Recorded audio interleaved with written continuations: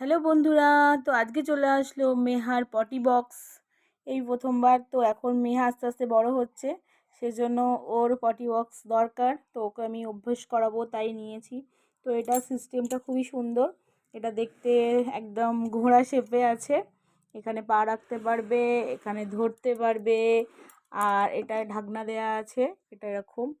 আর পটিটার system হচ্ছে পেছন দিক দিয়ে এরকম আমরা বের করে নিতে পারবো। তো এটা বের করে ফেলে দাও, তারপরে আবার ঢুকিয়ে দাও এইভাবে, বাস। আর চাপা দিয়ে দিলাম। তো ওটা কেমন লাগছে তোমরা জানিও। আর মেহাও খুব কমফোর্টেবল এর মধ্যে।